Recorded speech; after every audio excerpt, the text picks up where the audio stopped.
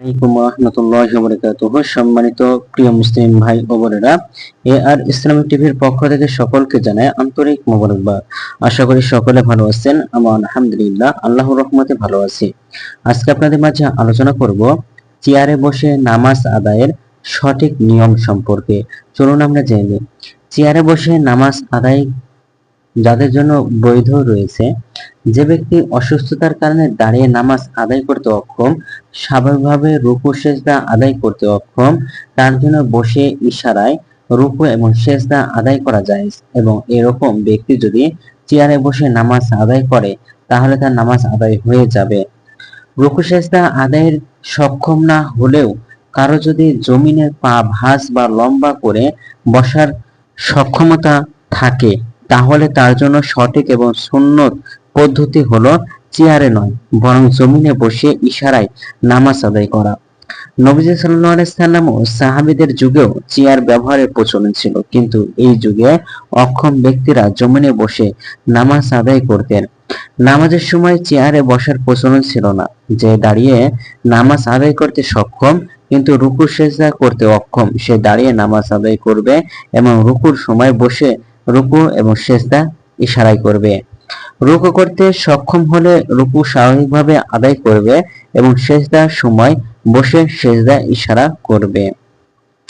রুকু এবং সেজদা করতে সক্ষম হওয়ার পরও কেউ যদি শুধু আরামের জন্য অথবা মামুলি কষ্টের কারণে চেয়ারে বসে নামাজ আদায় করে, সামনে টেবিল রেখে সেজদা করে, তাহলে তার নামাজ হবে না।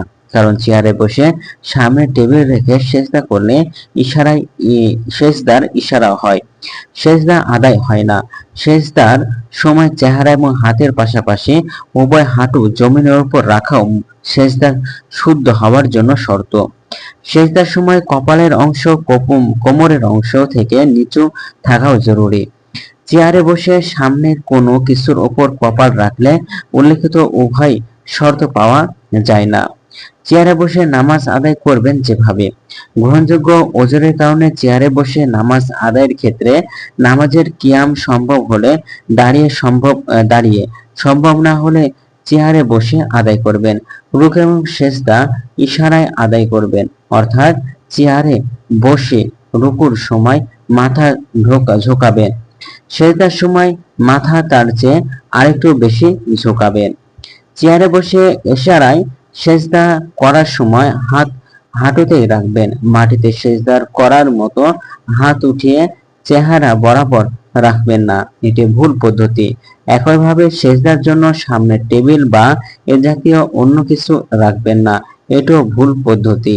আমাদের ভিডিওটি যদি আপনাদের ভালো লাগে তাহলে অবশ্যই চ্যানেলটি সাবস্ক্রাইব করে পাশে থাকবেন। ধন্যবাদ সকলকে। আসসালামু আলাইকুম ওয়া রাহমাতুল্লাহি ওয়া বারাকাতুহু।